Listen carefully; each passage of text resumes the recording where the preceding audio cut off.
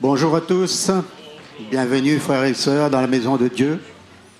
Ce matin, c'est un privilège, une joie encore pour nous de nous trouver réunis sous le regard de notre Dieu. Nous venons ce matin pour le louer, l'adorer, le remercier pour ce qu'il a fait dans nos vies et pour lui rendre un culte agréable. N'est-ce pas frères et sœurs? C'est un privilège pour nous de connaître ce Dieu, de connaître cet évangile, de connaître le message de la croix. Et frères et sœurs, nous devons chérir ce que nous entendons. Parce qu'il n'est pas donné à tout le monde, tous ceux qui se disent chrétiens, d'entendre ce que nous entendons. La révélation de l'Évangile est au milieu du peuple de Dieu.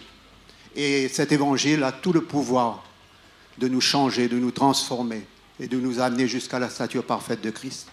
Aussi ce matin, c'est avec une joie, c'est avec reconnaissance que nous allons le louer, l'adorer, bénir son nom. Nous avons passé des moments difficiles au cours de cette semaine. Nous sommes passés par des chemins compliqués, mais le Seigneur est plus grand que tout cela. Et toujours, il nous délivre. S'il nous fait passer par un chemin, c'est qu'il a quelque chose à faire dans notre cœur, dans notre vie.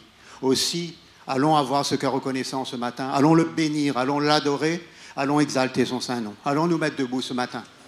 Et pendant un petit moment, allons incliner nos cœurs devant sa majesté. Seigneur, ce matin, nous voulons te bénir. Nous voulons te louer, t'adorer. Nous voulons élever ton nom ce matin. Parce que, Seigneur, tu nous as rachetés à grand prix. Et nous ne voulons pas oublier, Seigneur, que tu es allé à la croix pour chacun d'entre nous. Seigneur, nous ne méritions rien. Nous étions morts par nos offenses. Mais, Seigneur, dans ton sacrifice, tu nous as donné la vie. Aussi, ce matin, nous voulons avoir un cœur reconnaissant. Nous voulons, ce matin, vraiment magnifier ton nom, élever ton nom. Seigneur, par ton Saint-Esprit, ce matin, visite-nous. Renouvelle-nous dans nos corps, renouvelle-nous dans notre cœur, Seigneur. Et donne-nous, Seigneur, les mots dont nous avons besoin pour te louer, pour t'adorer. Seigneur, nous te donnons toute la place ce matin. À ton nom seul, toute la gloire, Père, dans le nom merveilleux de ton Fils Jésus-Christ, notre Seigneur, notre Sauveur. Allons le louer, allons l'adorer, frères et sœurs. Amen. Allons venir avec reconnaissance dans la présence du Seigneur ce matin. Allons chanter, venons avec reconnaissance. Alléluia. Venons avec reconnaissance, chantons-lui nos louanges, réjouissons-nous dans sa présence, chantons grand et puissant est son nom, louons avec nos instruments, louons avec nos voix, louons-le sur la terre et dans les cieux, élevons son nom de tout notre cœur. Le Seigneur est bon, le Seigneur est bon, le Seigneur est bon,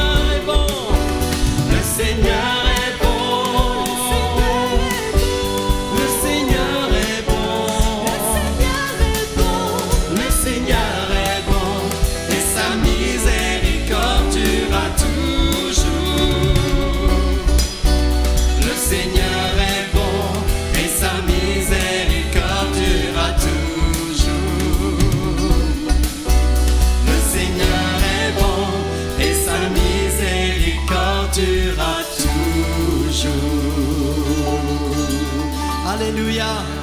Jésus, nous te louons ce matin, Seigneur. C'est toi notre fondation, Seigneur, Dieu Tout-Puissant. Alléluia. Alléluia. Jésus, tu es ma fondation, tu es ma sécurité. Jésus, tu es ma fondation, je mets ma confiance en ta parole. Je mets ma confiance en ta parole. Jésus, Jésus, tu es ma fondation, tu es ma sécurité. Jésus, tu es ma fondation, je mets ma confiance en ta parole. Je mets ma confiance en ta parole. J'ai une espérance, j'ai un avenir. Dieu a un plan pour moi et je sais qu'il l'accomplira. Jésus, tu es ma fondation, tu es ma sécurité. Jésus, tu es ma fondation, je mets ma confiance en ta parole. Je mets ma confiance en ta parole. Ta parole est fidèle, puissante et juste. Dieu me délivrera et je sais sûr qu'il le fera. Jésus, tu es ma fondation, tu es ma sécurité. Jésus, tu es ma fondation, je mets ma confiance en ta parole. Je mets ma confiance en ta. Jésus, tu es ma fondation. Jésus, tu es ma fondation, tu es ma sécurité. Jésus, tu es ma fondation, je mets ma confiance en ta parole. Je mets ma confiance en ta. Je mets ma confiance. Je mets ma confiance en ta parole. Je mets ma confiance en ta parole. Alléluia. Alléluia. Seigneur, nous mettons notre confiance en toi, en ta parole, Seigneur. Jésus, nous te louons. Alléluia. Tu es le seul Dieu éternel, toi seul est juste et bon. Tu es le Dieu puissant, tu es le Dieu puissant. Tu tiens ma vie entre tes mains et c'est sur toi que je me tiens. Tu es le Dieu puissant, tu es le Dieu puissant. Sois glorifié, sois élevé, et dans nos cœurs et par nos vies, sois glorifié, oh Dieu puissant. Tu es le seul Dieu. Tu es le seul Dieu éternel, toi seul est juste et bon. Tu es le Dieu puissant, tu es le Dieu. Tu tiens ma vie, Seigneur.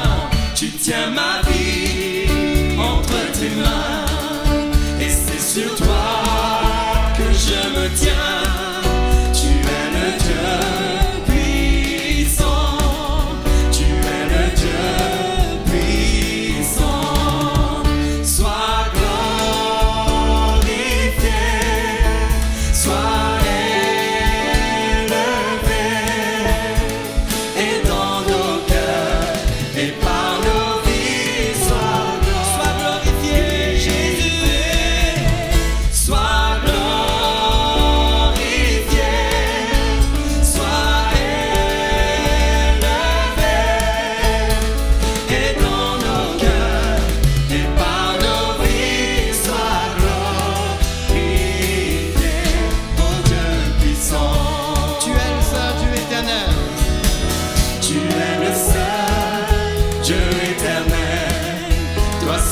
juste et bon. Tu es le Dieu puissant. Tu es le Dieu puissant. Tu tiens ma vie entre tes mains et c'est sur toi que je me tiens. Tu es le Dieu puissant. Tu es le Dieu puissant. Sois glorifié, sois élevé, et dans nos cœurs et par nos vies, sois glorifié, sois glorifié, sois élevé, et dans nos cœurs et par nos vies, sois glorifié, Seigneur, sois glorifié, sois élevé, et dans nos cœurs et par nos vies, sois glorifié,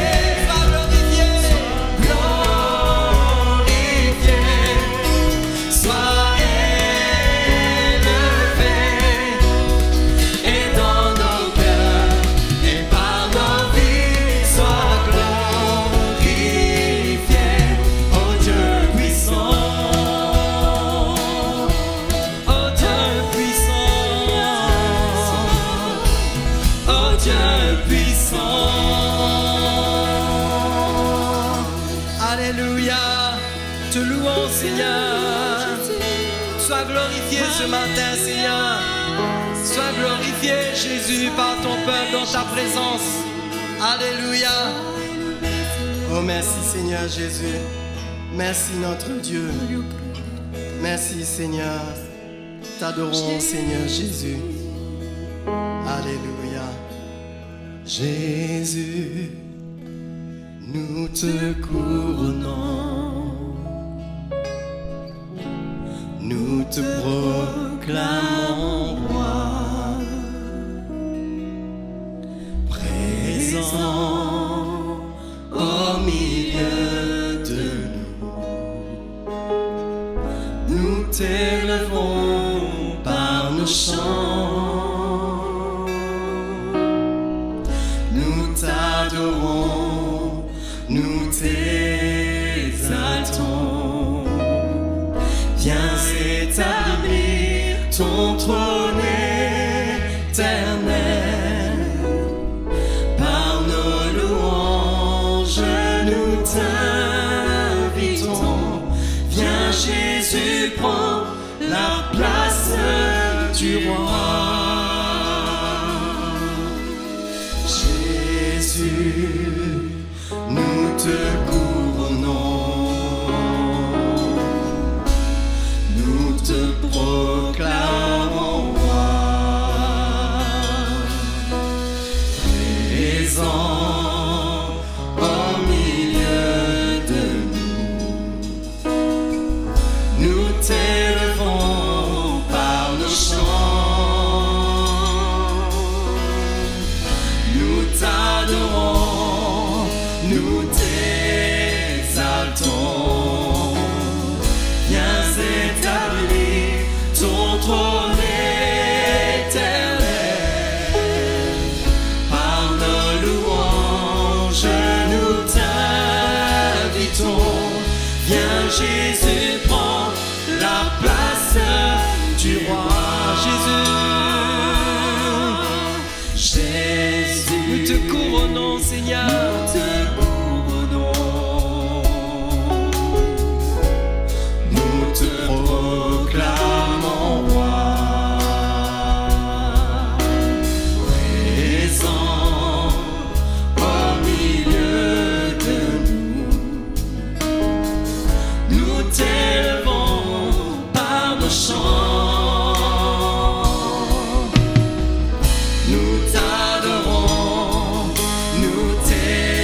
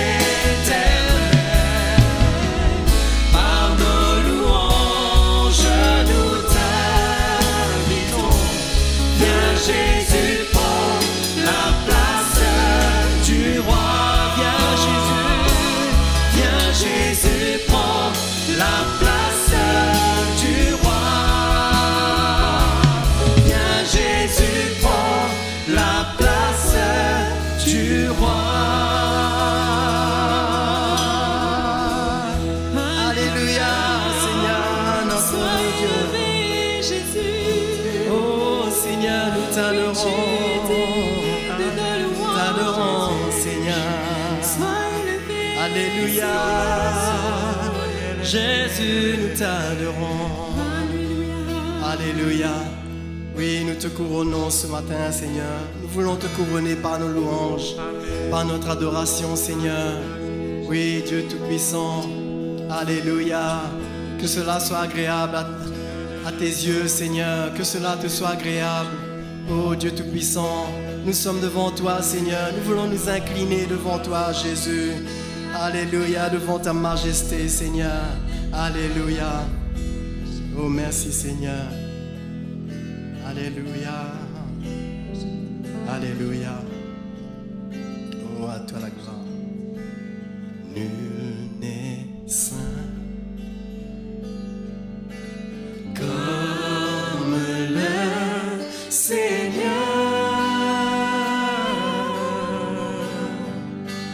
Nul n'est saint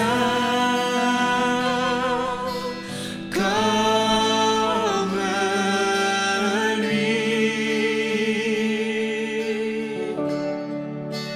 Il n'y a pas de rocher comme lui. Nul n'est saint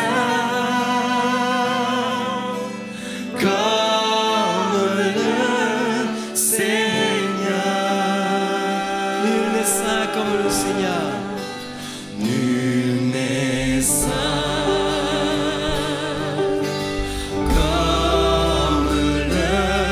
comme le Seigneur. Nul n'est saint comme lui.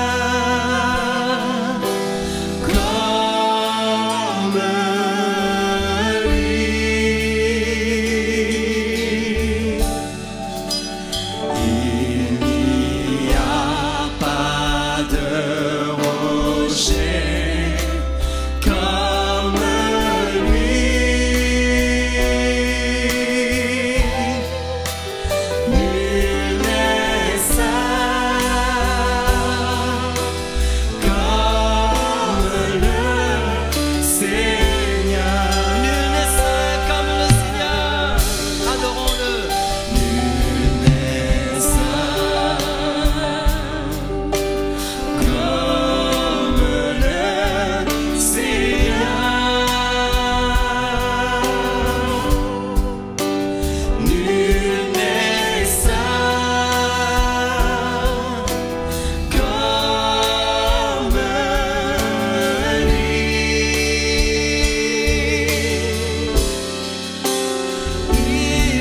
Il n'y a pas de rocher comme lui.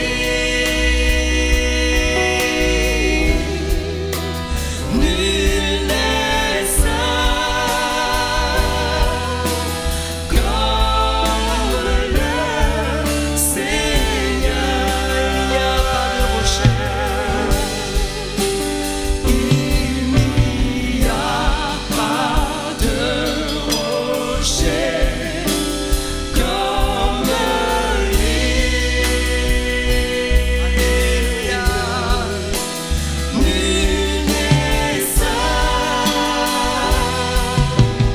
comme le Seigneur.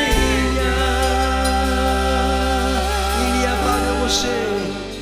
Il n'y a pas de rocher comme lui.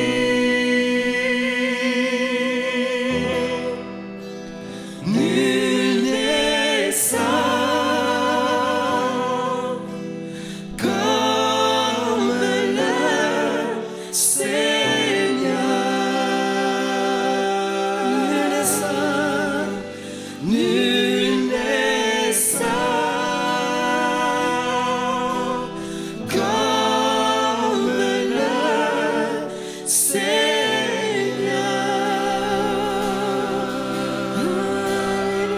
Alléluia, Jésus. Jésus. Alléluia. Oh Seigneur, t'adorons Jésus. Alléluia. Alléluia Seigneur. Oh notre roi. Oh Jésus notre Dieu. T'adorons Seigneur. Nous t'adorons Jésus. Oh Seigneur. Nul n'est saint comme toi Seigneur. C'est pour cela que nous voulons nous sanctifier à cause de ta sainteté Seigneur. Jésus, t'adorons notre roi. Alléluia. Oh Jésus. Oh merci Seigneur. Merci Seigneur Jésus. Alléluia. Toi la gloire Seigneur.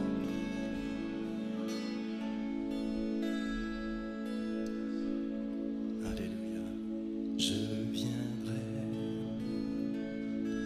prosterner à tes pieds, oh Jésus, dans ta présence, il y a tant de joie.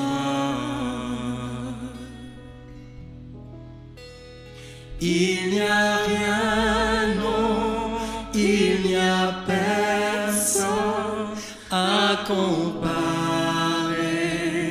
à toi.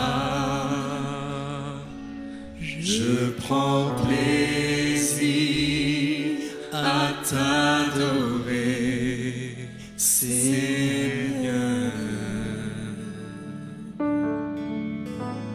Je viendrai me prosterner à tes pieds, oh Jésus, dans ta présence, il y a tant de joie.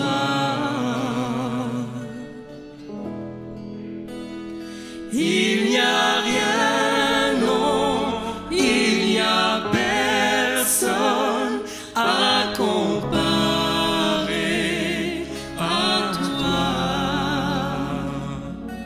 Je prends plaisir à t'adorer, Seigneur.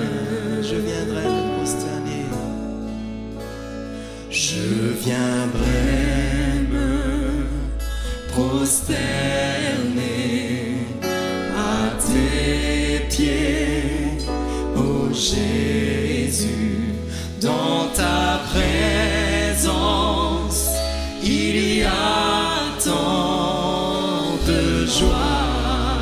Il n'y a rien, Seigneur, il n'y a rien, non, il n'y a personne à comparer à toi. Je prends plaisir à t'adorer, Seigneur. Il n'y a rien, non, il n'y a rien, non, il n'y a personne à comparer à toi. Je prends plaisir à ta... Je prends plaisir, je prends plaisir à t'adorer. Je prends plaisir à t'adorer, Seigneur. Il n'y a rien, non, il n'y a personne à comparer à toi. Je prends plaisir à t'adorer. Je prends plaisir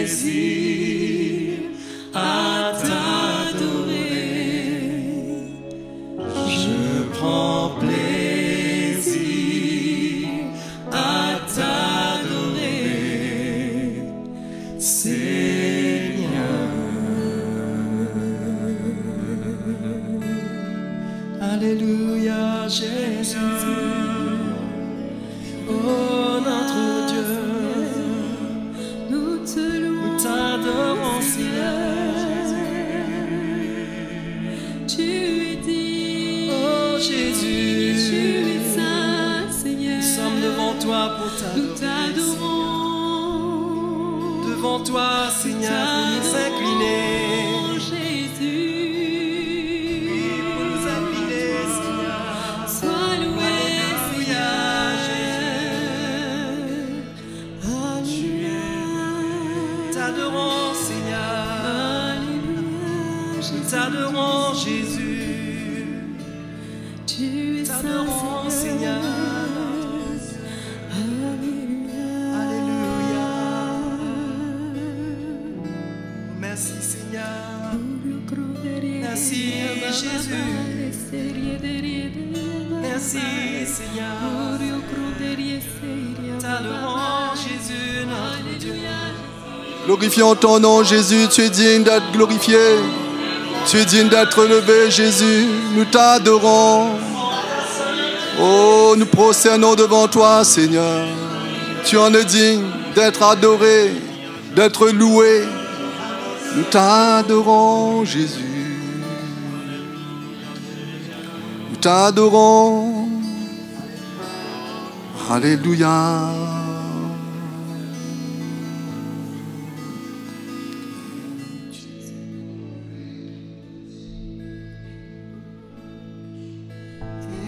Digne d'être loué. Tu es grand.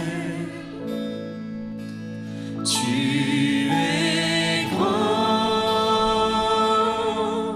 et digne d'être adoré.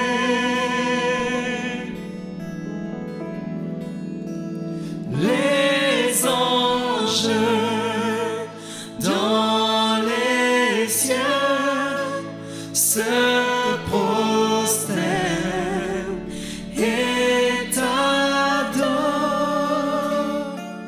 Tu es grand, tu es digne d'être loué.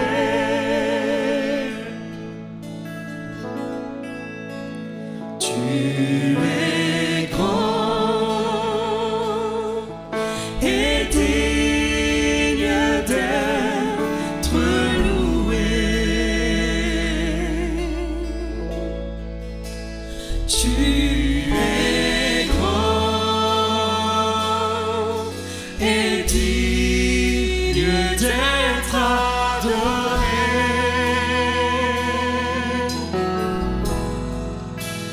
Ton peuple sur la terre se prosterne et t'adore.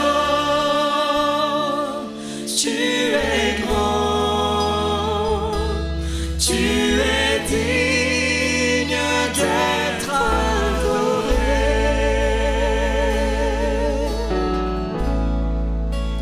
Tu es grand et digne d'être loué. Tu es grand et digne d'être adoré. Les anges dans les cieux. Les anges dans les cieux se prosternent et t'adorent. Tu es grand, tu es digne d'être loué. Ton peuple sur la terre. Ton peuple sur la terre se prosterne et t'adore. Tu es grand, Tu es digne d'être adoré. Alléluia. Tu es grand, tu es digne d'être adoré. Tu es grand, Seigneur. Tu es grand,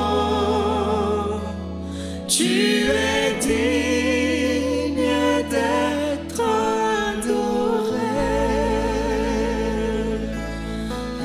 Oh Jésus, nous t'adorons Seigneur. Nous t'adorons Jésus. Tu es grand, tu es le Dieu Tout-Puissant Seigneur. Tu es digne d'être adoré, d'être loué. Et s'approcher de toi Seigneur, quelle grâce que nous avons. S'approcher de ton trône. Exprimer nos cœurs reconnaissants parce que tu es notre Dieu, notre roi. Tu règnes sur nous Seigneur. Et ce matin, la grâce que tu nous accordes d'être dans ta présence, pouvoir honorer ton saint nom. Combien, Seigneur, nous nous inclinons devant toi, avec reconnaissance, Seigneur, en nous humiliant devant ta présence. Merci pour la grâce que tu nous accordes de te servir encore. La grâce d'être là sous ton regard, d'avoir part dans tout ce que tu fais sur cette terre. Dans ce plan merveilleux qui est ton Église, tu nous donnes cette part. Seigneur, quelle grâce ce matin de pouvoir honorer ton saint nom. Reconnaître que tu es notre Dieu.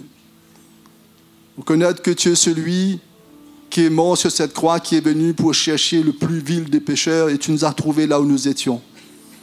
Dans nos ténèbres, dans cette mort spirituelle, tu te révélais à notre cœur. Tu as fait un miracle pour nous donner la vie. Et ce matin, nous t'honorons, Jésus. Merci pour cette grâce. Et merci pour ta fidélité. Tu demeures toujours fidèle envers nous, Seigneur. Merci, Jésus. Alléluia. Mes frères et sœurs, c'est bon de pouvoir adorer notre Dieu, de pouvoir le louer de tout notre cœur, l'exalter. Vous savez, mes frères et sœurs, sur cette terre, comme souvent je le dis, il y a deux peuples. Il y a ceux qui connaissent Dieu, qui l'adorent en esprit, en vérité, qui lui appartient, des hommes, des femmes qui ont été régénérés par lui, nés de nouveau. Et il y a ceux qui ne connaissent pas Dieu, ceux qui sont encore dans les ténèbres. La parole de Dieu nous dit qu'ils sont morts spirituellement. Mais ce matin, je crois que Dieu nous donne l'occasion, nous, de pouvoir l'adorer, nous, qui lui appartient. Amen. Il y a tant de milliers des hommes, des femmes comme nous ce matin se rassemblent au nom du Seigneur qui appartient à Jésus et on doit lui donner toute la gloire qui lui revienne. Amen. Avec nos vies, Romains nous dit, avec notre corps, notre âme, notre esprit, on doit donner gloire à Jésus. On doit l'honorer, on doit le glorifier de tout notre cœur. Chaque occasion qui nous est donnée, nous qui appartenons au Seigneur, nous faisons partie de son royaume. Amen. Et on doit exalter son saint nom. On doit se disposer parce que Dieu a un plan pour les hommes sur cette terre. Il veut que tout le monde le connaisse, que tout le monde soit sauvé par son évangile. Mais ce matin, il fait la grâce à ses enfants de se réunir et de pouvoir lui donner la gloire, l'honorer. Amen. C'est pour cela qu'on ne doit pas se limiter. Je parle aussi à ceux qui sont derrière cet écran, là dans votre maison, de ne pas se limiter dans la présence de Dieu. La Bible nous dit, nous avons reçu l'Esprit. L'Esprit du Seigneur est dans nos vies. C'est pour le servir. C'est pour accomplir sa volonté. C'est pour se disposer pour tout ce que Dieu a pour l'Église sur cette terre. Amen. C'est pour cela de plus en plus que nous entendons l'Évangile. Et l'Évangile nous emmène à nous séparer. Non? L'Évangile nous emmène à vivre pleinement le royaume de Dieu sur cette terre. Ça commence là, mais ça ne se termine pas sur cette terre. C'est pour l'éternité, la Bible nous dit. Amen. C'est pour cela, ces choses doivent être notre joie. Amen. La Bible nous dit, l'Écriture nous dit que notre joie soit parfaite en Jésus. Que rien sur cette terre doit venir enlever cette joie en nous. Amen. Cette appartenance de Jésus. Aucun événement, aucune situation de la vie doit venir enlever cette joie. L'apôtre Jacques dit, nous passons par diverses épreuves, souffrances, situations, mais que cette joie demeure dans notre cœur. Amen, mes frères et sœurs. pour ceux qui sont derrière cet écran, pour des raisons peut-être malades ou autres, mais pour nous ici qui se rassemblent, que cette joie soit toujours gardée dans notre cœur. Que rien ne vienne voler cette joie. C'est sûr que si on analyse avec nos yeux naturels, il y a tant à se dire que c'est difficile la vie sur cette terre parce qu'on vit sur cette terre, mais dans l'esprit, si nous savons comment Jésus nous a donné une vie restaurée, régénérée, cette joie doit demeurer en nous. Qu'importe les événements. Amen. Cette joie doit demeurer en nous. Cette force de Dieu doit demeurer dans notre cœur. Cette espérance doit être attachée à notre cœur de plus en plus. Les jours sont courts, la Bible nous dit, les jours sont courts, le temps vient, cette espérance doit s'attacher de plus en plus à notre cœur. Et cette joie, de s'attendre ce moment à la rencontre de notre Dieu qui viendra. Ce n'est pas une histoire, c'est une réalité. Amen. Ce n'est pas une religion, c'est du réel. La Bible nous dit qu'il reviendra prendre son Église. Il reviendra prendre des hommes, des femmes qui à un certain moment se sont séparés des ténèbres pour avoir part de la lumière. C'est ça qu'il va venir reprendre, son Église. C'est pour cela qu'on fait tout pour que quand ce jour arrive, que nous ne soyons pas surpris, que nous nous retrouvons dans la lumière. Et que ce matin, on laisse la parole de Dieu, on laisse cette lumière affranchir notre cœur. La parole de Dieu, c'est cette lumière qui vient nous affranchir, afin qu'on soit prêts. Amen. Qu'on ne soit pas dans les ténèbres pour que ce jour nous surprenne. Pas du tout. Il y a cette parabole qui dit que dans notre lampe doit toujours avoir de l'huile, pour que si ça vient dans la nuit, on est dans la lumière. Et quand on regarde le monde aujourd'hui, on sent que les ténèbres vraiment grandissent dans le monde. Non, la nuit vient et est déjà présente aujourd'hui, dans la manière que nous vivons. Nous pouvons voir que le monde est dans le noir total. Mais nous, mes frères et sœurs, on a besoin de garder cette lampe toujours allumée. Amen. Parce que n'importe quel moment où ça diminue cette huile, on se retrouve dans les ténèbres. C'est là que tous les malheurs peuvent nous atteindre. Non, c'est là que tous les pièges de l'ennemi, toutes ces choses peuvent atteindre notre cœur. Mais si nous gardons cette huile, cette lampe, ce feu allumé, qui est la parole de Dieu en nous, rien ne va nous surprendre.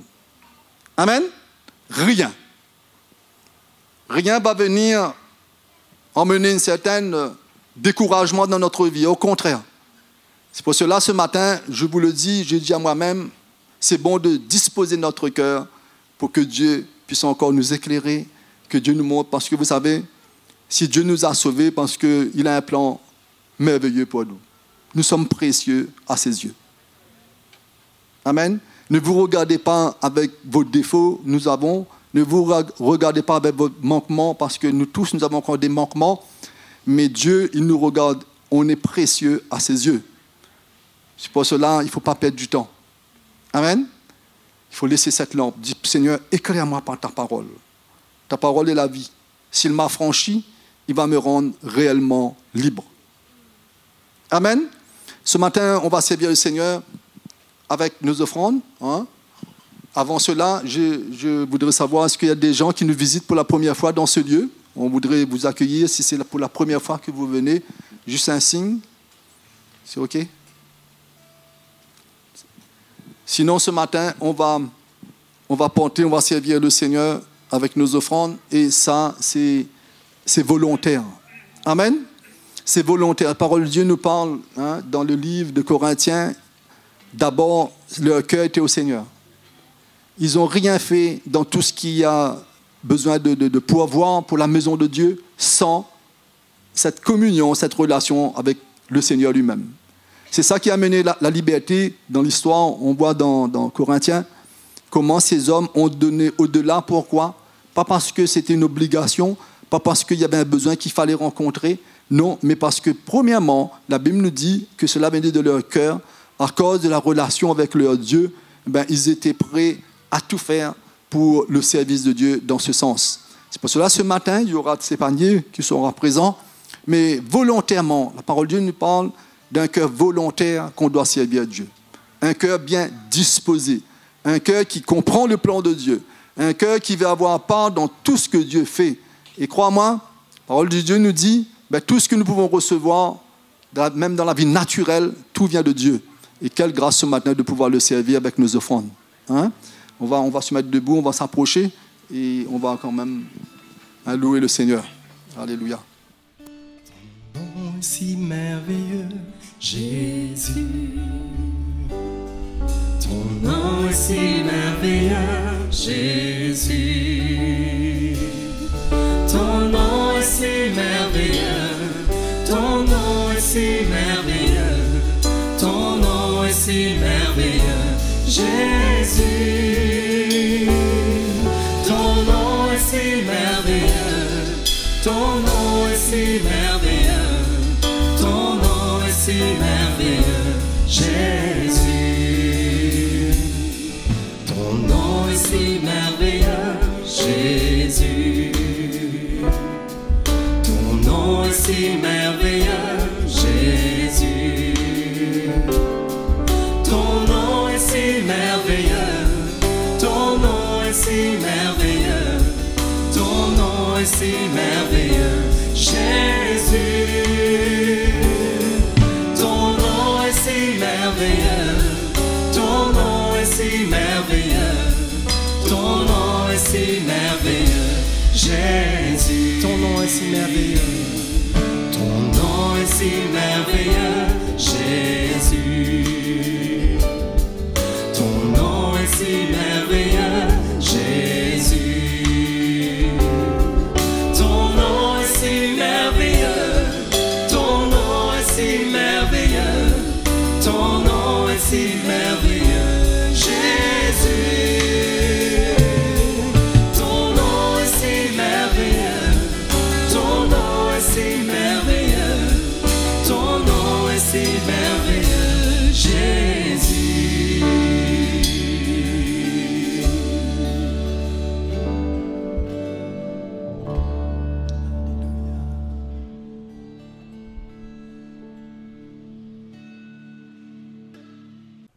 Alléluia. Gloire à Dieu. Bonjour à tout le monde. J'espère que vous allez bien. Nous saluons aussi tous les frères et sœurs qui nous regardent sur Internet, qui nous suivent. Et souhaitons que le Seigneur vous bénisse aussi, vous fasse du bien et vous encourage si vous êtes dans une condition où il vous est impossible ou bien vous êtes dans une situation où vous n'êtes pas dans une église, que le Seigneur vous encourage et vous bénisse là où vous êtes.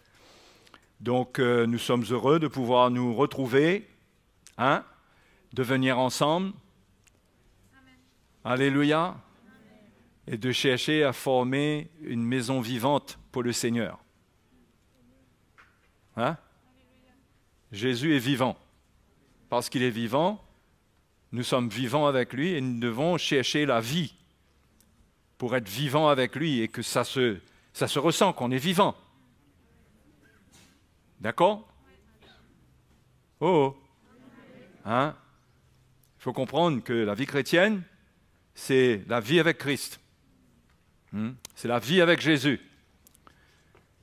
Et ce matin, j'aimerais vous encourager parce que je vois dans la parole de Dieu, si on commence dans Éphésiens chapitre 4,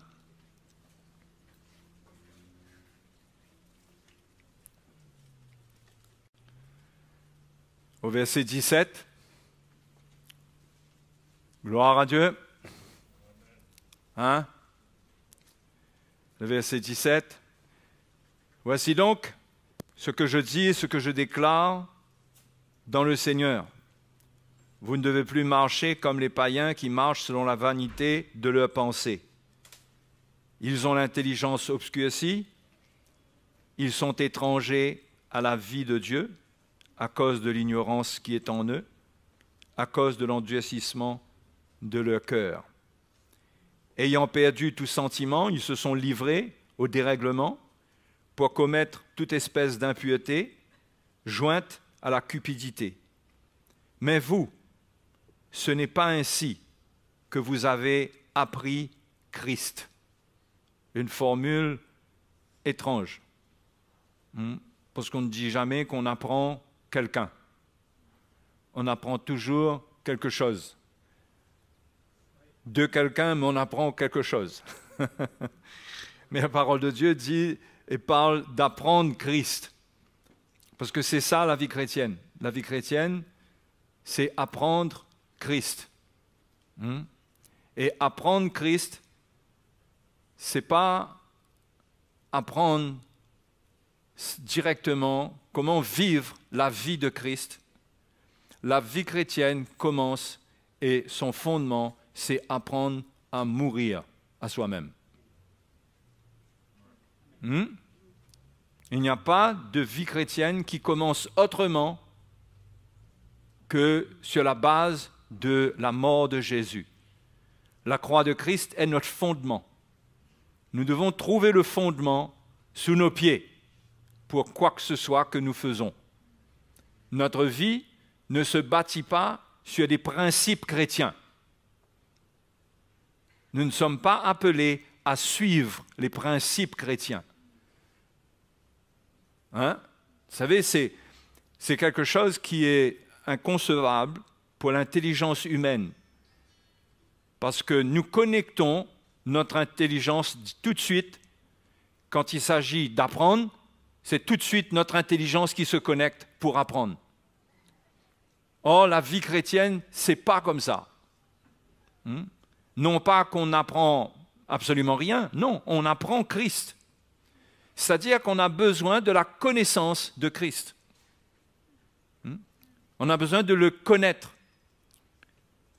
Et l'apôtre Paul dit dans Philippiens, il parle de connaître le Seigneur dans la communion de ses souffrances, dans sa résurrection, dans la puissance de sa résurrection, il y a la communion à ses souffrances. On connaît Christ au travers de sa mort et de sa résurrection. C'est ça la vie chrétienne. Les premiers chrétiens n'avaient pas d'école biblique. L'enseignement qui leur était apporté, ce n'était pas une école biblique. Ils persévéraient dans l'enseignement des apôtres. L'enseignement des apôtres, ce n'était pas de l'enseignement biblique.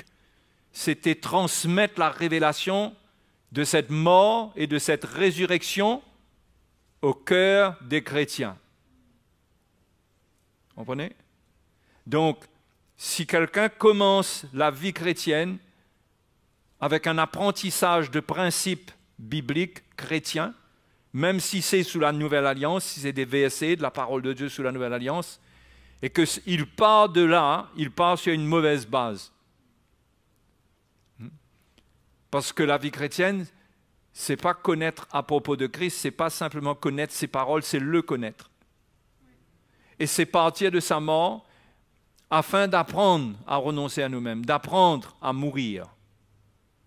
N'est-ce pas un étrange apprentissage que d'apprendre à mourir? Mais mourir à soi-même, pas apprendre à mourir comme pour perdre notre vie physiquement. Si on regarde bien, quand Jésus appelle à prendre notre croix dans Matthieu chapitre 16,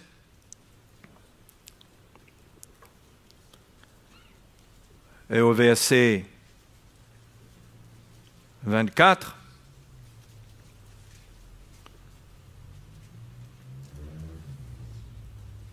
Matthieu chapitre 16, verset 24. Alors Jésus dit à ses disciples, « Si quelqu'un veut venir après moi, qu'il renonce à lui-même, qu'il se charge de sa croix et qu'il me suive. Car celui qui voudra sauver sa vie la perdra, mais celui qui la perdra à cause de moi la trouvera. » Ça, c'est un aspect de la mort qu'on doit apprendre. Perdre notre vie. Quand nous perdons notre vie, c'est-à-dire que notre vie n'est plus vécue pour nous, elle n'est plus entre nos mains, elle est donnée au Seigneur pour qu'on la vive pour la gloire du Seigneur en obéissance à sa parole. C'est ça, cette perte de notre vie. La perte de notre vie, c'est cette mort que nous devons apprendre en renonçant à nous-mêmes. Tout part de là. Parce que de là vient la vie. Et la vie chrétienne, c'est la vie. Ce n'est pas la mise en pratique des principes chrétiens. Ça part de la vie. Le chrétien ne reçoit pas d'éducation chrétienne. Hein? Quand on éduque un enfant en considérant qu'il est dans la chair, on veut lui apprendre les bonnes manières, on lui apprend des bonnes manières pour cette vie terrestre. OK?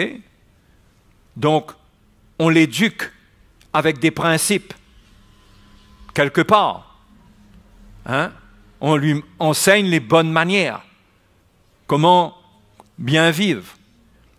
Mais parce que nous sommes morts avec Christ, nous ne pouvons pas recevoir une éducation selon la chair.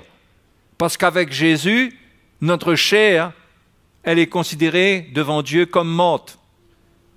Si elle est considérée comme morte, Dieu n'a pas de plan pour faire quelque chose avec ce qui est mort et l'éduquer et l'entraîner à faire sa volonté.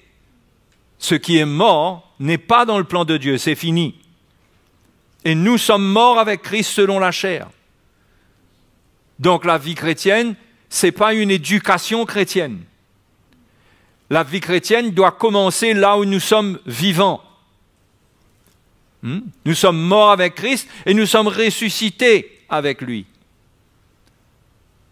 OK? Donc, comment on vit cela? En renonçant à nous-mêmes, en perdant notre vie, hein? En renonçant à vivre selon la chair. C'est ça la vie chrétienne.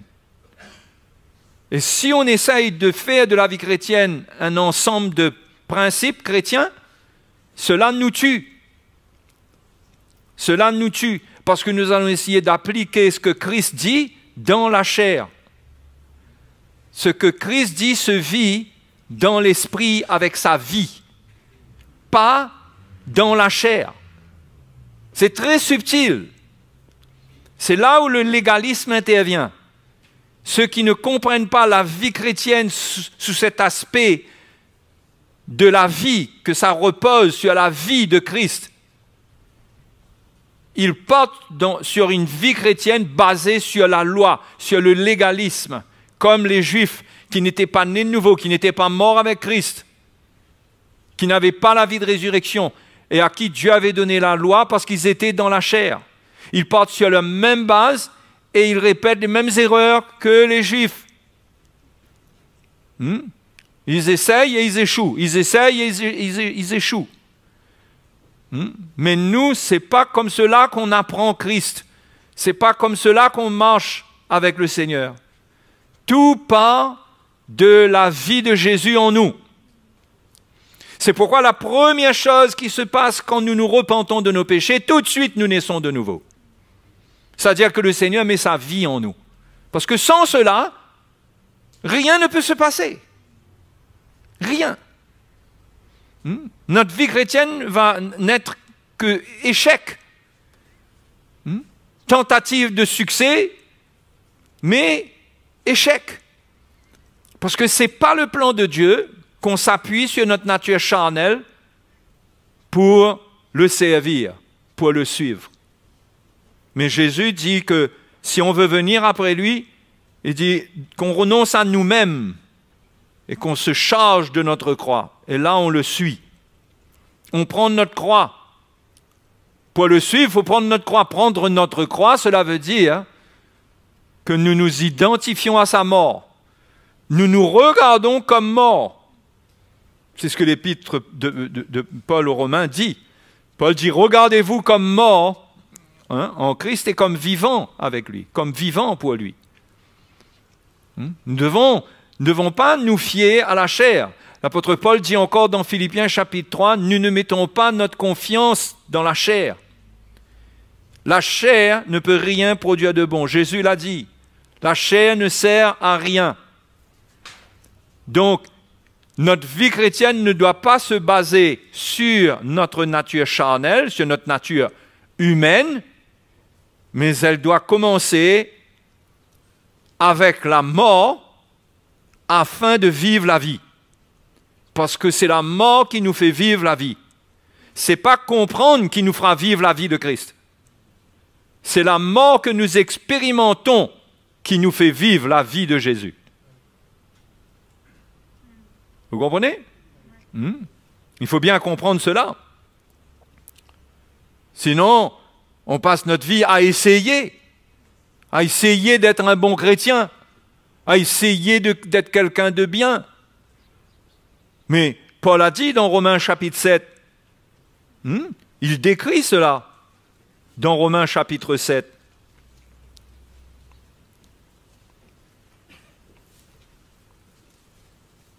Il décrit ce combat qui est dans l'homme.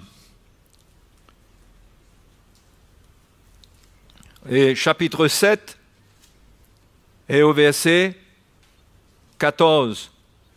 Nous savons en effet que la loi est spirituelle, mais moi je suis charnel, vendu au péché. Ce qui est charnel de la chair est vendu au péché. C'est pourquoi la chair doit mourir. C'est pourquoi Jésus l'a crucifié. Et c'est pourquoi nous, pendant que nous sommes chrétiens et que nous transportons cette nature quelque part avec nous, nous devons lui faire expérimenter la mort. Et Paul dit au verset 15, « Car je ne sais pas ce que je fais. Je ne fais point ce que je veux et je fais ce que je hais. » Quelle situation? C'est à cause de la présence de la chair, ça. Je ne sais pas ce que je fais, c'est à cause de la chair qui aveugle. Je ne fais point ce que je veux, j'ai de bons désirs en moi, je veux faire le bien, mais je n'y arrive pas. Parce que je suis vendu au péché, je suis charnel. C'est pourquoi il faut arrêter d'être charnel. Pour arrêter d'être charnel, il faut comprendre la mort de la chair. Or, si je fais ce que je ne veux pas, je reconnais par là que la loi est bonne, et maintenant ce n'est plus moi qui le fais, mais c'est le péché qui habite en moi. J'ai la volonté, ce qui est bon, je le sais, n'habite pas en moi, c'est-à-dire dans ma chair. Ce qui est bon, je le sais, n'habite pas en moi, c'est-à-dire dans ma chair. Il n'y a rien dans la chair. Il n'y a rien de bon dans la chair. J'ai la volonté, mais non le pouvoir de faire le bien. Je n'ai pas de pouvoir dans la chair de faire le bien. Le bien comme Dieu veut. Parce que même ceux qui sont dans la chair et qui font du bien, le bien, le prophète Ésaïe dit que c'est comme un vêtement souillé. C'est une justice souillée. C'est toujours entaché du péché qui est caché quelque part. Le bien qui vient de Dieu ne peut pas être pratiqué dans la chair. La chair ne peut rien. Notre nature charnelle.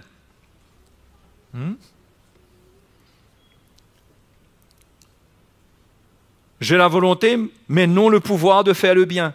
Car je ne fais pas le bien que je veux, et je fais le mal que je ne veux pas.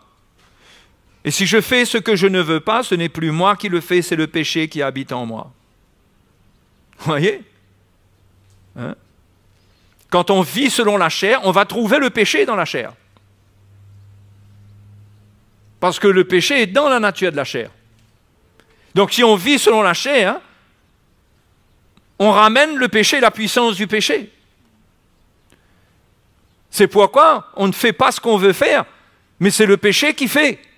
Parce qu'on s'appuie sur la nature de la chair. C'est pourquoi il faut une révélation de la croix. Il faut comprendre comment Dieu opère son plan dans notre vie. Sinon, nous allons mal faire marcher le mécanisme de la rédemption. Ça va mal fonctionner. Nous n'allons pas appuyer sur les bons boutons. Je vous donne des images là. Et nous allons voir que ça s'enraye, ça bloque. Et qu'on a l'effet contraire à ce qu'on attendait. Souvent, le chrétien dit, je vais là, à partir de maintenant, ça se passe souvent en début d'année, avec tous les vœux qu'on se transmet. À partir de maintenant, ah oui, là je suis déterminé. ben, ta chair est encore plus déterminée que toi. Je suis déterminé à être quelqu'un de bien. Ou sinon, ça se passe à la date d'anniversaire. À partir de maintenant, là, j'ai un certain âge. Mais tout ça, c'est basé sur la chair. Hein? La vie chrétienne, c'est apprendre à faire mourir la chair. Donc, la vie chrétienne se vit en apprenant à mourir, pas en apprenant à vivre. Oh! Pas en apprenant à vivre. Si tu essayes d'apprendre à vivre avant d'apprendre à mourir, tu vas apprendre à vivre à partir de ce qui est encore vivant, qui est charnel, et là, tu seras obligé de faire vivre cela avec des principes, parce que tu amènes la chair dans le plan. Et ça ne marche pas. Donc, la vie chrétienne consiste à apprendre à mourir afin d'atteindre la vie, et que par la vie, Christ vit en nous. Hein? Comme Paul dit dans Galates chapitre 2, verset 20, « J'ai été crucifié avec Christ. Ce n'est plus moi qui vis, c'est Christ qui vit en moi. » Il dit, si je vis, ce n'est plus moi qui vis, c'est Christ qui vit en moi. Il avait une pleine révélation qu'il était mort avec Christ. Ce qui veut dire qu'il ne comptait plus sur sa chair. Il ne comptait plus sur elle parce qu'il a décrit au chapitre 7 de Romains, il a fait la démonstration, voilà ce qu'il en est de la chair. Et pas seulement de la chair de l'homme, du croyant de l'Ancien Testament ou du païen, non. De la chair même du chrétien. La chair reste la chair. Si on s'appuie sur elle, elle ne va rien produire de bon. C'est pourquoi la vie chrétienne part d'un fondement. La mort avec Christ. La mort de Jésus. La mort de Jésus, ce n'est pas le commencement de la vie chrétienne, dans le sens où, grâce à cette mort et au sang qui a coulé, nous sommes pardonnés. Oui, il y a ça pour nous sauver, mais ce n'est pas toute la vie chrétienne, ça. Pour commencer la vie chrétienne, il faut le pardon. Donc, il faut qu'on ait la foi dans le sang de Christ qui nous justifie. Oui, mais la vie chrétienne ne s'arrête pas là. La vie chrétienne ne s'arrête pas au jour où j'ai été pardonné. La vie chrétienne, c'est jusqu'à la fin et j'ai une course. J'ai une course à achever, à faire et à achever. Et c'est là qu'il faut comprendre c'est quoi cette course. Donc tout part de la mort, mais tout continue sur le fondement de la mort, jusqu'à la fin. Cette mort doit nous accompagner. C'est pourquoi Jésus parle de prendre notre croix chaque jour. Chaque jour, pas juste au jour où on croit. On s'identifie à sa mort, on croit que son sang a coulé pour nous. On croit que notre vie est finie en lui et nos péchés sont morts avec lui et que c'est bon maintenant. Non, ça c'est le départ. Mais comment on continue après? Et ceux qui ne comprennent pas comment continuer, ils finissent par se décourager parce qu'ils repartent sur la base de la chair. Ils reprennent ce qui est mort. C'est comme si qu'ils prennent leur baptême, mais ensuite ils recommencent une vie comme si ils n'ont pas été baptisés. Dans le baptême, on est identifié à la mort du Seigneur. On est mort avec lui. Dans notre nature charnelle. C'est ça qui est accompli. Donc la vie chrétienne doit continuer. On est né de nouveau. On a pris notre baptême. Et tout continue avec la mort afin de marcher en nouveauté de vie. Romains chapitre 6, avant le passage d'avant, le chapitre d'avant.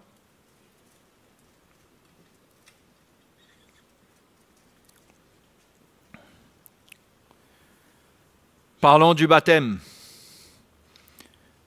Verset 4.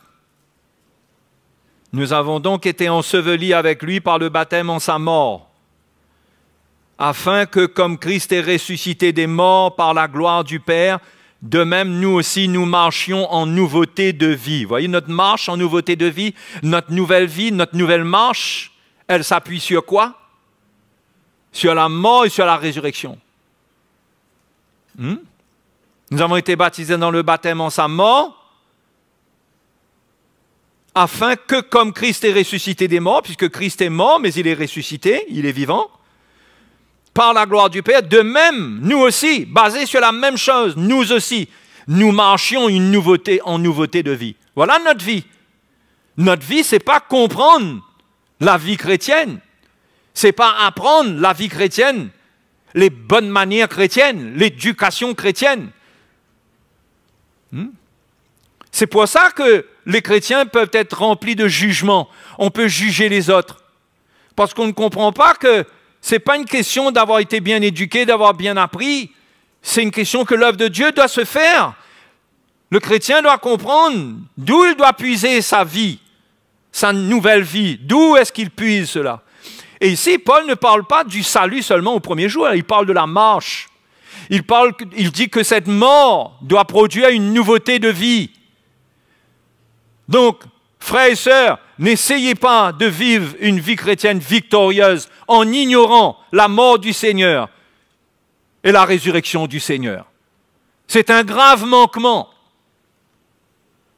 C'est un grave manquement. C'est comme vouloir se lancer dans l'étude des planètes, dans la biologie, dans étudier beaucoup de choses, toutes les sciences, et ignorer que 0 plus 1 égale 1, que 1 plus 1 égale 2. Vous comprenez? Ignorer ça. Ne pas avoir appris la base, ne pas être avec la base. Mais c'est à partir de la base qu'on comprend tout. Vous comprenez? On ne peut pas enlever le fondement de cette mort de notre vie. Il faut vivre cette mort pour trouver la puissance de la vie chrétienne, la puissance, ce qui fait la force de la piété, ce qui lui donne de la puissance. Être un bon chrétien, ce n'est pas être à l'église tous les dimanches. Et est-ce qu'on peut parler même d'être un bon chrétien? La Bible ne parle pas des bons chrétiens, la Bible parle des disciples. Hein? Oui, ça c'est un bon chrétien. Qu'est-ce que ça veut dire un bon chrétien? Il n'y a rien de bon. Hein?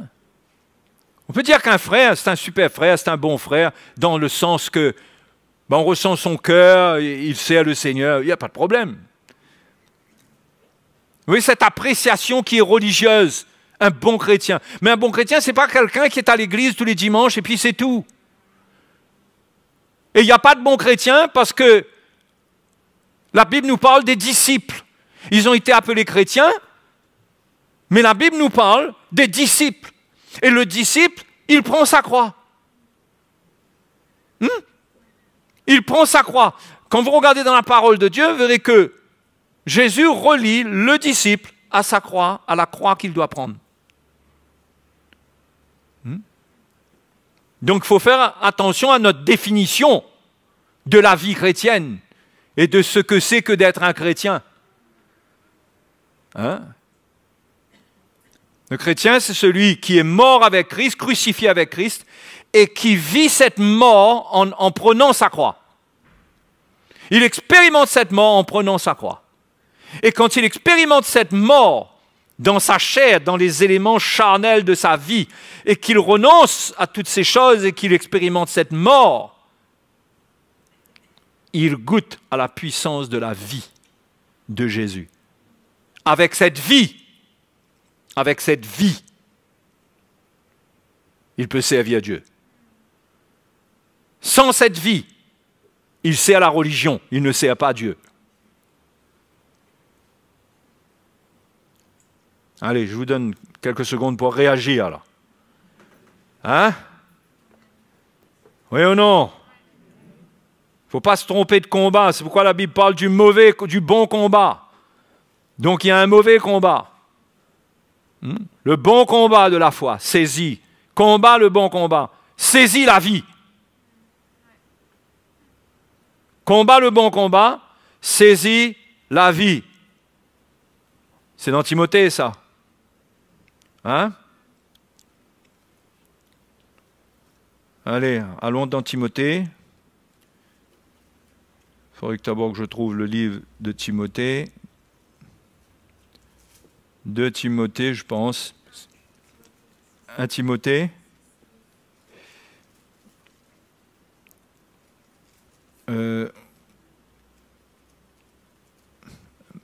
dans 2 Timothée 4, il y a, mais c'est 1 Timothée, pardon, 1 Timothée chapitre 6, verset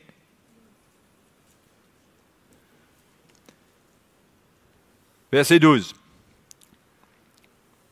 Combat, Paul dit à Timothée, combat le bon combat de la foi. Saisis la vie éternelle à laquelle tu as été appelé. Ok? Ça, on peut voir là que la vie éternelle, c'est seulement au retour du Seigneur, on va saisir la vie éternelle, c'est sûr. Mais la vie, on est appelé à la saisir par l'œuvre qui se fait en nous tous les jours. Si on combat le bon combat, si on combat le mauvais combat, on ne saisit pas la vie. On va saisir la loi, on va devenir légaliste. Et c'est un mauvais combat parce que c'est un combat qui a donné déjà les preuves qu'il ne peut rien. Paul dit même, la lettre tue. C'est pas ça le combat chrétien. Le combat chrétien, le combat de la foi, cherche à saisir la vie et être éclairé. On comprend comment vivre, qu'est-ce qui doit se passer avec nous pour saisir cette vie. Et le bon combat de la foi, donc, nous amène à mourir à nous-mêmes, à faire mourir notre nature charnelle. Donc, un bon chrétien, puisque j'emploie le terme un peu religieux, ce n'est pas quelqu'un qui lit sa Bible tous les jours.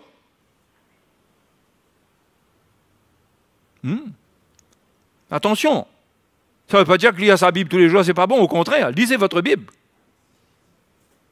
On ne va pas transformer ce que je suis en train de dire là, hein, et que vous saisissez ce que je dis, et parce que vous ne lisez pas la Bible, on marque un point pour vous. Non.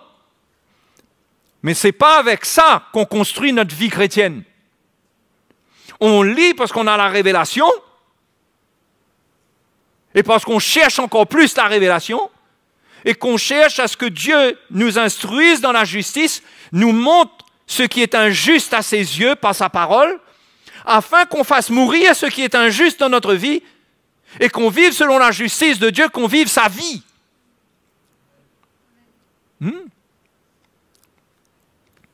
Et tout cela se passe pendant que nous renonçons à nous-mêmes. Nous ne pouvons pas essayer d'appliquer cela, essayer de mourir à nous-mêmes en demeurant quelqu'un d'orgueilleux. Le test pour suivre le Seigneur, c'est le renoncement. Parce qu'on renonce à nous-mêmes. Il y a des jours où il faut renoncer à nous-mêmes, où on dirait que, ben non, j'ai raison, par exemple. Mais c'est le moment où il faut renoncer à toi-même. Parce que Jésus aussi avait raison sur la croix.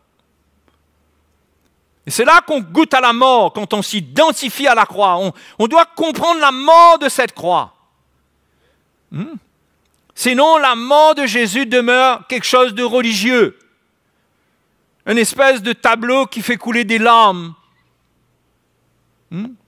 Et sur lequel on prononce des complaintes pour le Seigneur. Mais Jésus a dit aux filles de Jérusalem, pleurez sur vous-même, pas sur moi. Lui, il savait ce qu'il allait faire et là où il allait. Donc, on doit sortir de cette approche religieuse.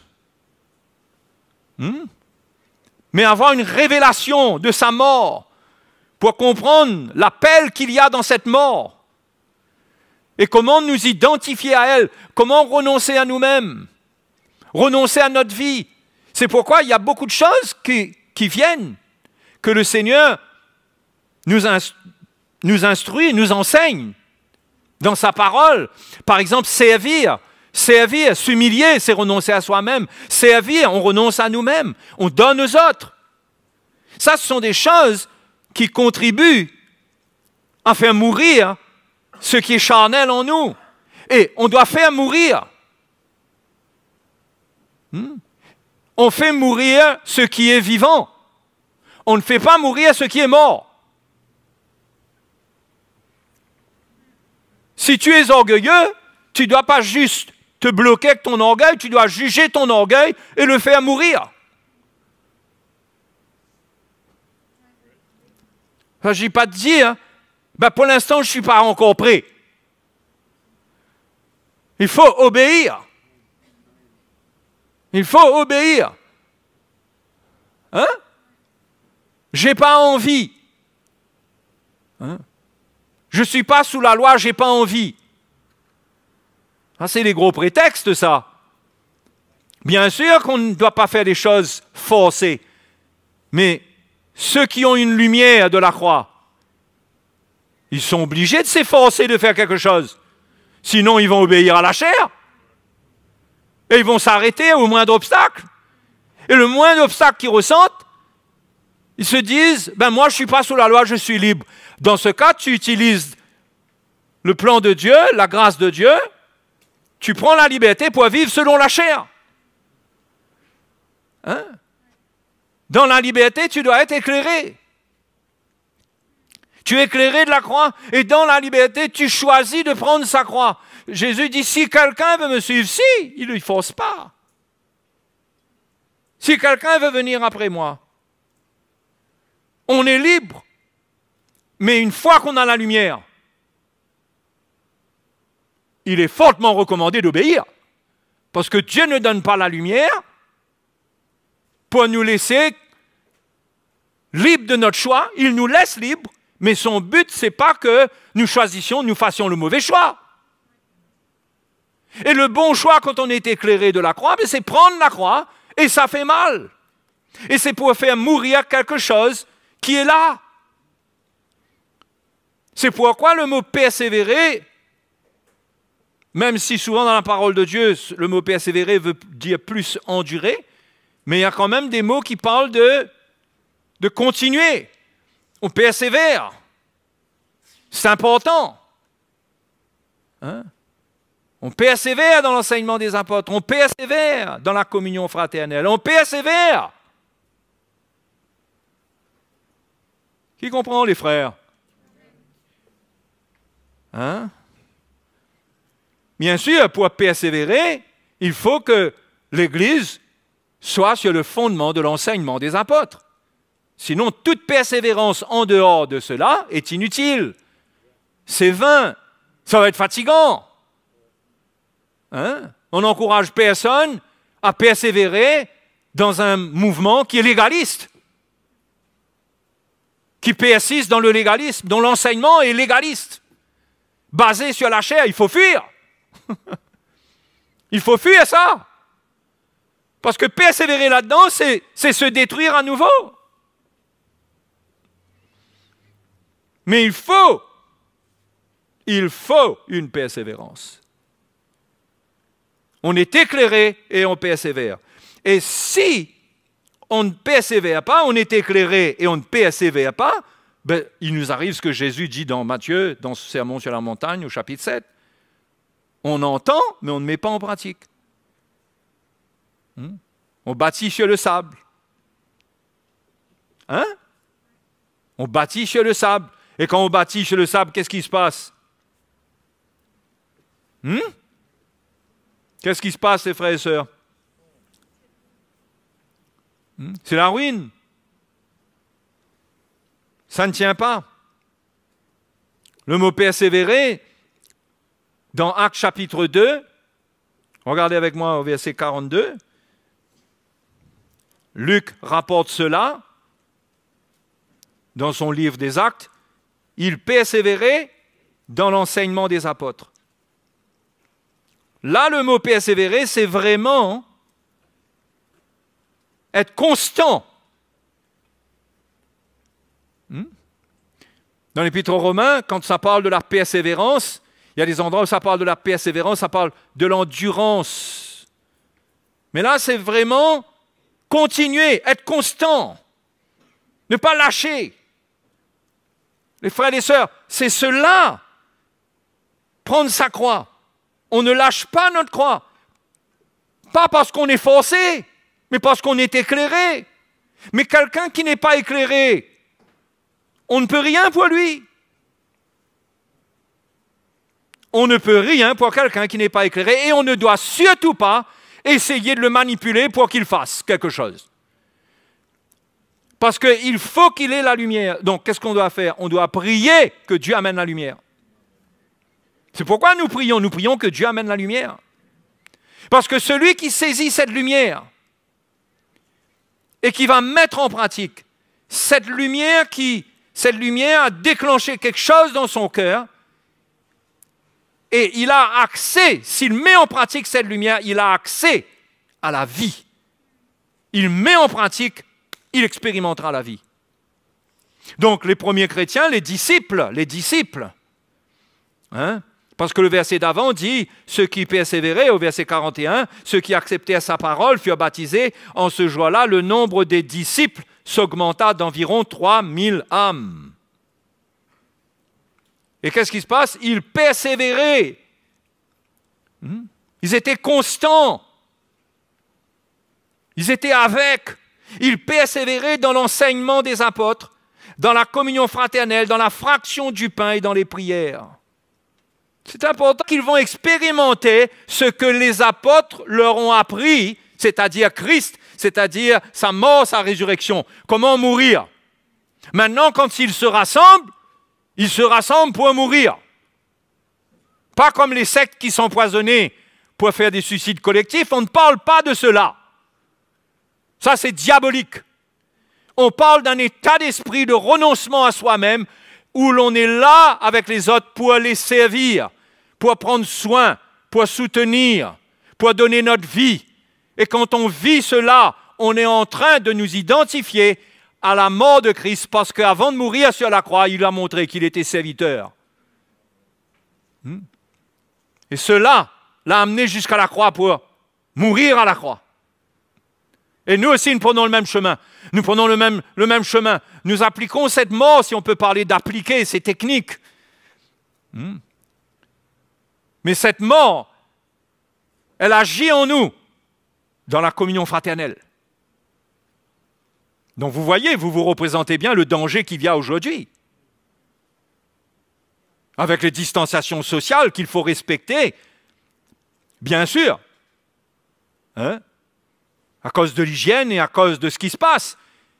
Mais il faut faire attention, c'est un test pour nous, parce que la distanciation peut amener un éloignement de cœur. Parce que les occasions sont plus rares de faire des choses ensemble comme on les faisait dans un temps. Mais le cœur doit rester ensemble. C'est un défi. Et la communion fraternelle doit être vécue d'une manière ou d'une autre. Mais l'enseignement des apôtres engendre les chrétiens, leur donne une vie, une nouvelle vie qui commence dans la communion fraternelle. Autant que possible, sauf si on est un chrétien quelque part en Antarctique, qu'on est seul. Mais malgré ça, Dieu nous a donné le moyen de connecter et tout ça. Hein? Mais c'est comme ça que la vie chrétienne, elle va atteindre son but et qu'on va la trouver, on va trouver ce que c'est. Donc, quand on se retrouve pour s'aimer. S'aimer, c'est quoi? C'est donner notre vie pour l'autre. L'amour, c'est pas venir au milieu de l'église et attendre l'amour. Ça, c'est pas l'amour chrétien. L'amour chrétien donne, n'attend pas de recevoir. Celui qui attend de recevoir, il va se plaindre. Mais la vie chrétienne, c'est dans la communion fraternelle ensemble. Et là, on vient pour mourir à notre chair.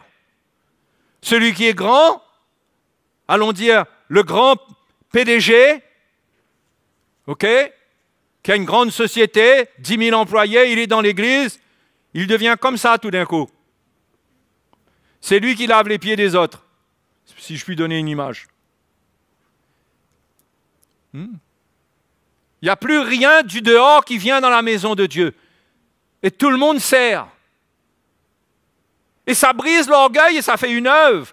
C'est pourquoi que le riche se glorifie de son humiliation, nous dit Jacques. Pourquoi il faut qu'il se glorifie de son humiliation? Parce que c'est la mort qui doit agir en lui. Et ça va produire une œuvre en lui de Christ. Donc la communion fraternelle, c'est ce qui ressort de l'enseignement des apôtres, c'est ce qui est suscité dans le cœur des chrétiens. Et un des signes qu'un chrétien a compris le message de la croix, c'est qu'il ne reste pas seul. C'est qu'il ne vit pas seul. Il n'a pas sa petite vie entre lui et Dieu. Il a une vie collective, une vie sociale, d'église, de communion.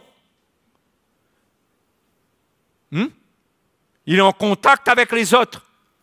C'est là que cette mort prend un sens. Il est en train de renoncer à son égoïsme, à son confort. Renoncer au confort, c'est pas vendre tous ses biens et vivre dans une cabane. C'est savoir en sortir. C'est ne pas être esclave de cela pour venir s'humilier avec le peuple de Dieu, dans la communion avec le peuple de Dieu, et que ça ne devient pas l'élément qui nous retient. Et l'hospitalité fait qu'on invite les autres dans ce dans quoi Dieu nous a bénis aussi, sur notre manière aussi. D'expérimenter une mort. Donc, ça produit la communion fraternelle, ça produit l'hospitalité. Pas l'hospitalité pour passer 2 jours ensemble et qu'au bout de 2 jours, on a fini de passer en revue l'annuaire de tous les chrétiens et on a parlé sur eux pendant 2 jours. Non. Mais on s'est édifié sur le même fondement. La mort, on s'est exhorté, on s'est encouragé, on a été simples ensemble, pas de problème. Mais la communion fraternelle, c'est l'une des premières choses marquantes du message de la croix, quand ça saisit le cœur d'un chrétien. Ça les amène ensemble. D'ailleurs, si vous étudiez le livre des Actes, vous allez voir que souvent, ils étaient ensemble. Ils étaient assidus ensemble. Ils persévéraient ensemble. Ils étaient ensemble. Et comment on peut concevoir une vie chrétienne tout seul?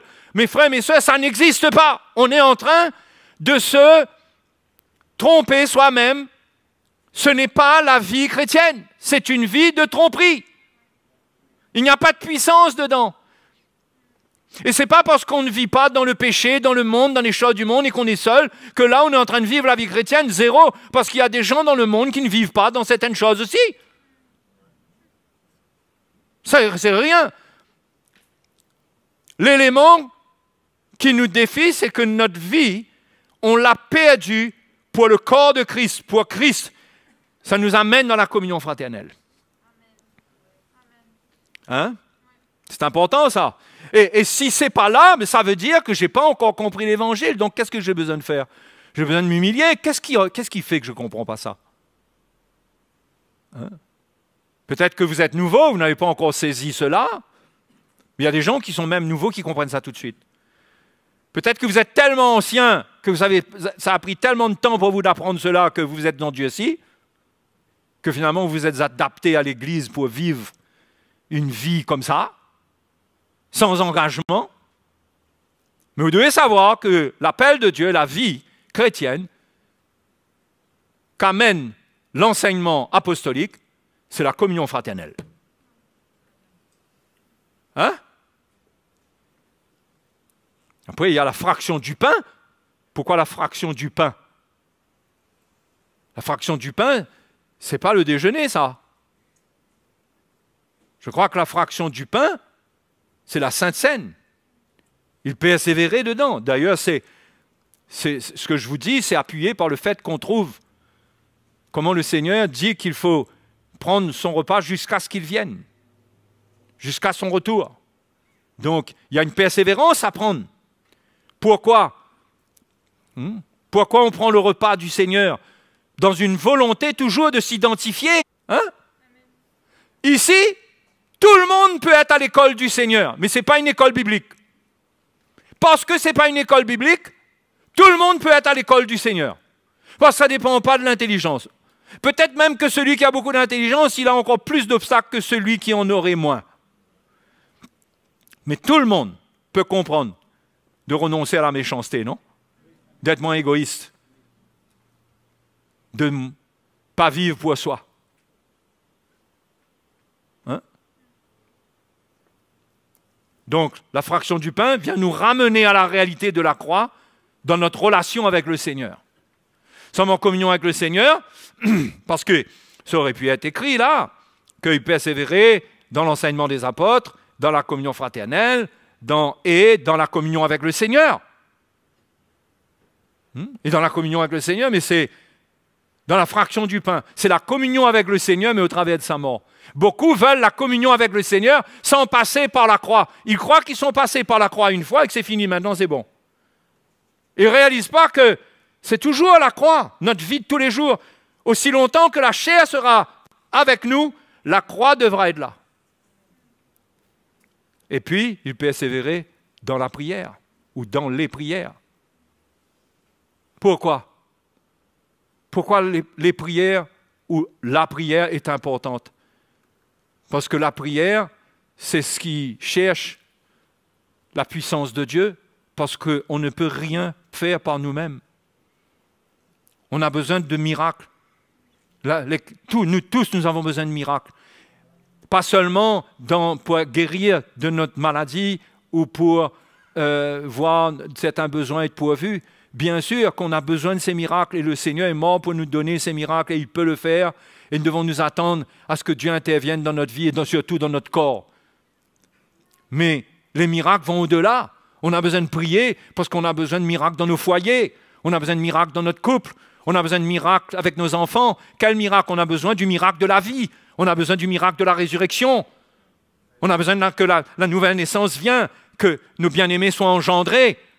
Et on prie, on cherche Dieu, qu'il y ait ce miracle. C'est le miracle que nous voulons. Donc, nous sommes dans les prières parce que ce sont des choses que nous ne pouvons pas fabriquer par de bons enseignements, en expliquant. On a besoin d'un miracle, de l'intervention de Dieu. Donc, on prie. Et on prie avec l'Église, et on prie seul, on prie. On prie parce qu'on est à la recherche, on cherche à être libre. Parce qu'on est éclairé et on réalise qu'on a un gros problème. Notre chair, on a un gros problème.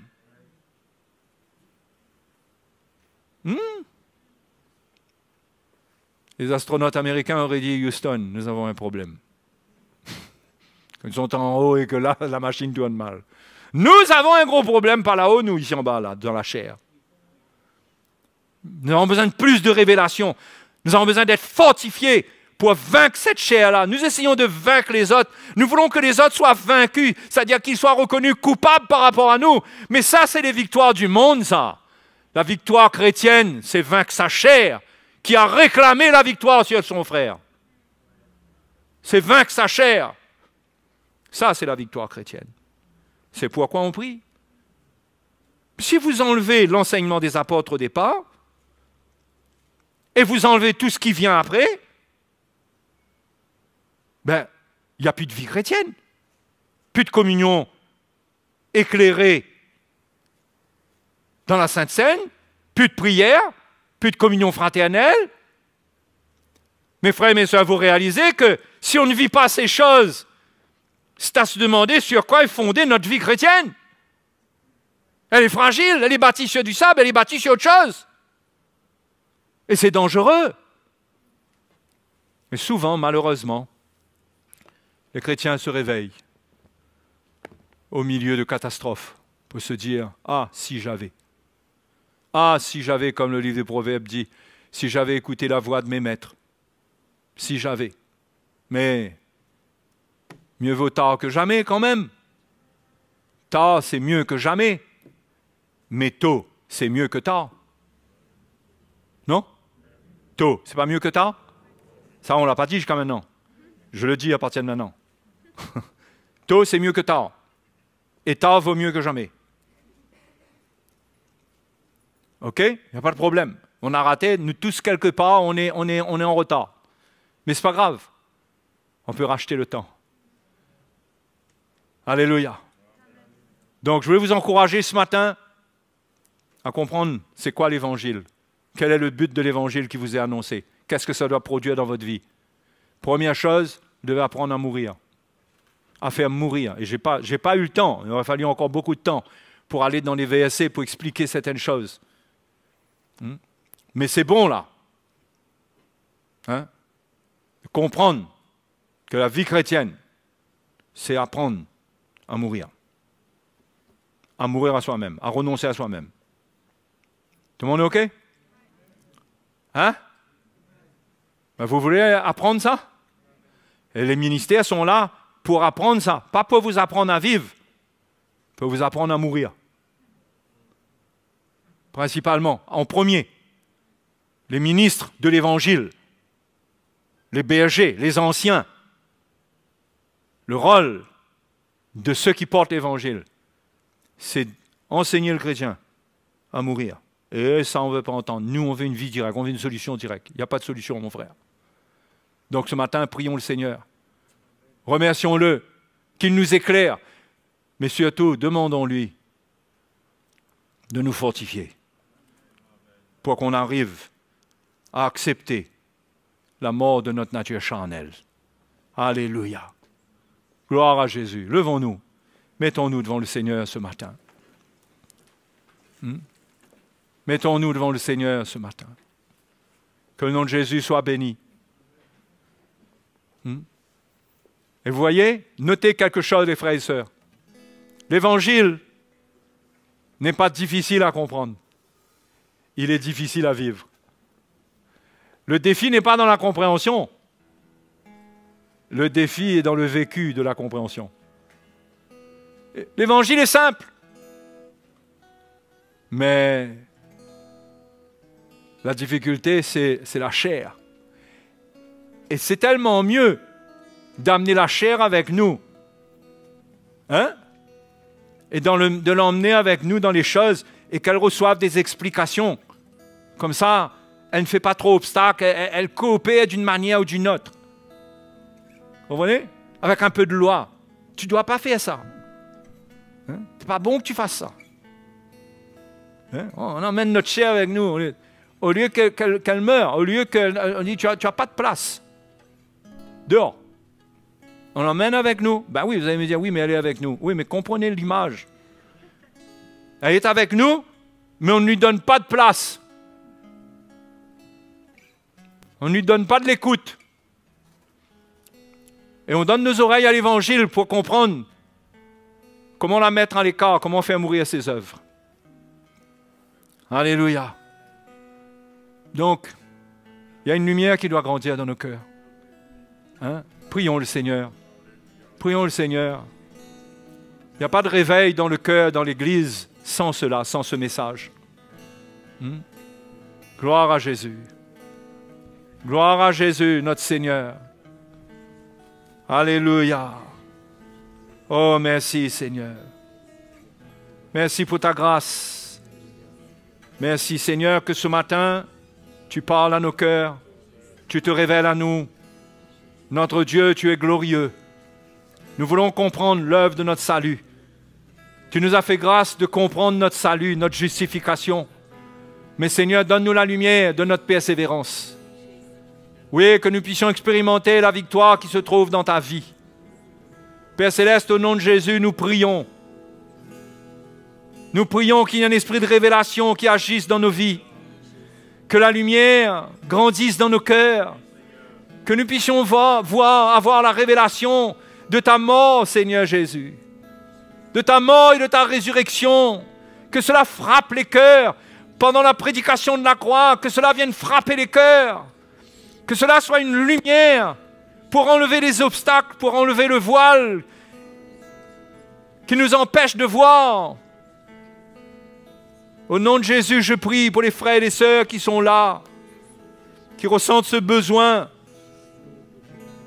d'être éclairés, d'être fortifiés, d'accepter de souffrir avec toi et d'obéir à ta parole. Seigneur, merci pour ta fidélité. Tu es avec nous. Tu es avec nous. Oui, ta parole est là. Elle est vivante au milieu de nous. Nous voulons l'accueillir. Nous voulons la vivre. Nous voulons être changés par elle. Nous te bénissons, Seigneur. Alléluia. Alléluia. Dans l'Église, on doit entendre des prières. Les frères et les sœurs qui prient parce que l'Évangile les bouscule, les bouleverse. On entend des prières, des gens qui élèvent leur voix. Ça encore, c'est un signe. Quand on n'a pas de liberté pour prier, on est dans l'église là et on est mort. Non, les frères. Si l'évangile touche notre cœur, humilions-nous, élevons nos voix. Prions. Disons à Dieu ce que nous avons besoin de dire. Tout n'est pas fait à partir de la bouche du prédicateur. Mais que chacun s'humilie, que chacun ait son moment avec le Seigneur pour partager son cœur. Pour dire au Seigneur ce qu'il a besoin de dire là, en ce moment-là. C'est une conversation avec Dieu. Dieu vous a parlé. Qu'est-ce que vous avez à dire? Priez. Priez. Alléluia. Merci Seigneur. Entends les cœurs, Seigneur. Entends nos prières ce matin. Entends les cœurs qui viennent devant toi s'exprimer. Alléluia, nous te bénissons ce matin. Nous te bénissons ce matin, Jésus.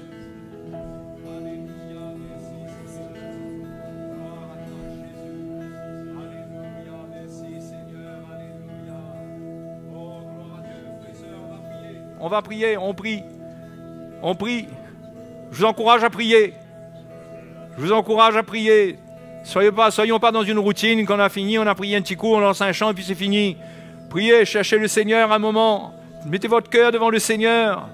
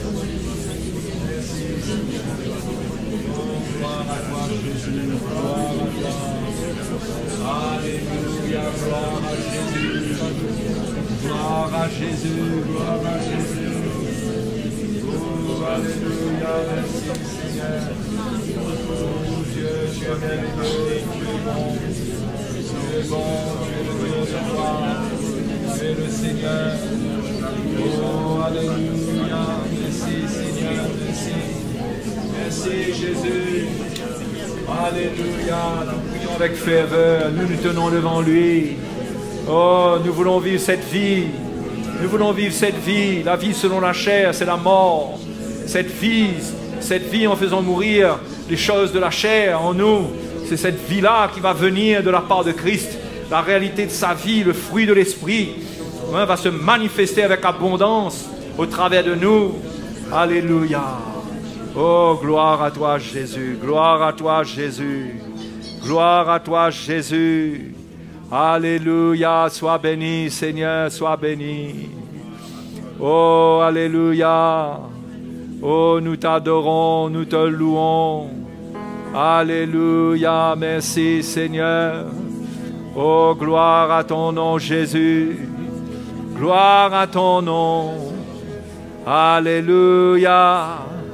Oui, nous t'adorons, Jésus. Oui, Seigneur, nous t'adorons. Alléluia, alléluia. Oh, alléluia. Merci, Seigneur, merci. Merci, Jésus, merci. Oh, que ta grâce se manifeste, Seigneur.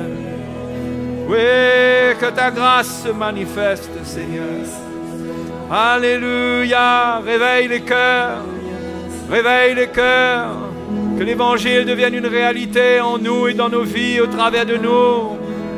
Que nous puissions vivre la vie de l'Évangile et faire briller la lumière aux yeux des nations, aux yeux de ceux qui ne te connaissent pas. Alléluia. Oui, Seigneur. Réveille nos cœurs, que l'Esprit de Dieu saisisse nos cœurs ce matin. Oh, merci Seigneur. Merci Seigneur, merci Jésus. Alléluia. Alléluia. Oh, gloire à Jésus.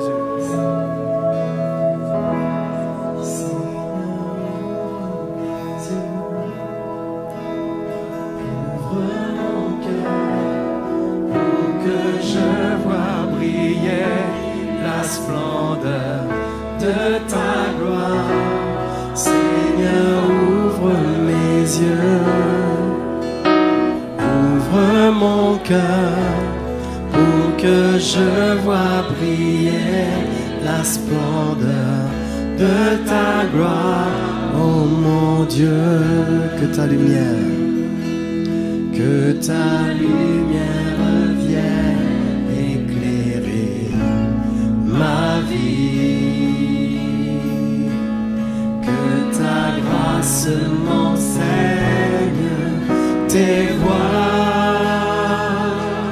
car je n'aurai de joie parfaite qu'en accomplissant ta volonté.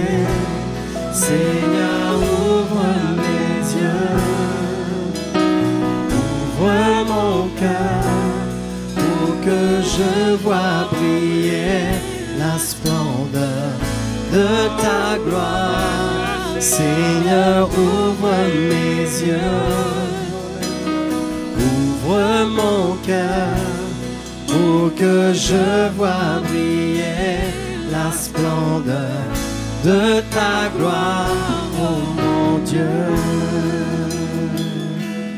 Que ta lumière vienne éclairer ma vie, que ta grâce m'enseigne tes voies, car je n'aurai de joie parfaite qu'en accomplissant ta volonté. Seigneur, ouvre mes yeux, ouvre mon cœur pour que je vois briller la splendeur de ta gloire. Seigneur, ouvre mes yeux, ouvre mon cœur pour que je vois briller la splendeur de ta gloire, oh mon Dieu. Alléluia.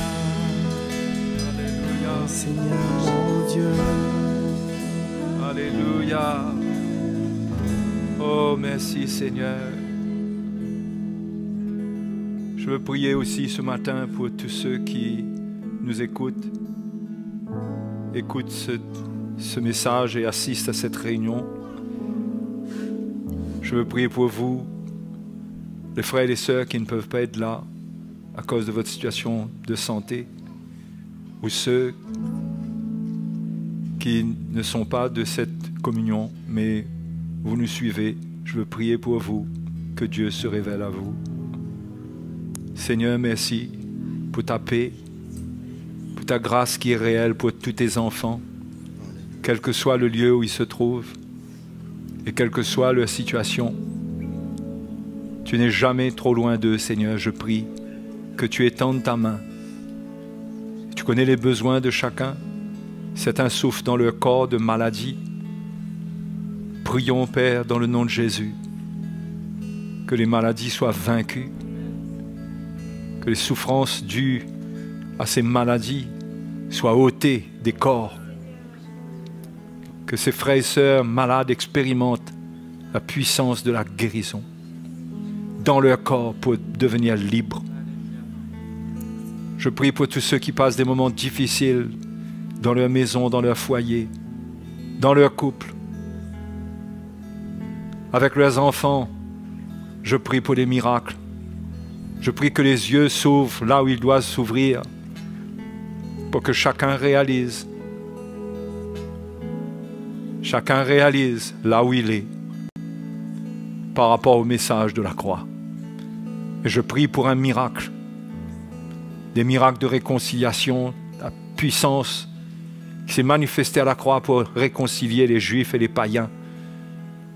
Elle existe aussi pour réconcilier mari, femme, parents, enfants. Seigneur, merci pour ces miracles. Je prie pour les bien-aimés, que tu les trouves là où ils sont, dans leur vie, dans leur détresse, parfois se demandant ce qui va se passer, ne voyant pas le bout du tunnel. Mais Seigneur, tu veux leur montrer la lumière. Tu veux amener la lumière dans leur vie et leur montrer que c'est toi la lumière. Oui, que tu rayonnes dans leur cœur. Je prie, Père, au nom de Jésus, qu'ils expérimentent une paix venant de toi. Je prie aussi pour ceux qui sont tombés, qui ont chuté, qui se sentent condamnés, qu'en confessant leur péché, en reconnaissant ce qui s'est passé, que tu leur accordes ton pardon et ta paix, qui n'est suivie d'aucune condamnation. Mais tu pardonnes, Seigneur. Relève les frères et sœurs qui sont troublés. Merci pour ta grâce sur leur vie. Merci, Seigneur. Merci, Seigneur, de les relever, de les fortifier. Je prie pour ceux qui sont loin, qui n'ont pas de moyens d'avoir une communion fraternelle. Je prie pour eux que tu vas les conduire, que tu vas les convaincre, tu vas leur montrer le chemin qui est pour eux. Je prie dans le nom de Jésus. Tu prends soin de tes enfants, tu prends soin de ton peuple, tu prends soin de chacune de tes brebis. Et nous te remercions ce matin. Alléluia, nous bénissons Jésus. Jésus qui est illimité en puissance. Jésus qui est illimité en puissance. Sa grâce, comme on l'a chanté tout à l'heure, infinie, imméritée, infaillible. Alléluia. Sa grâce se manifeste envers nous, ses enfants. Comme c'est merveilleux. Quelle sécurité dans sa main. Quelle sécurité. Remercions-le ce matin. Remercions-le. Alléluia.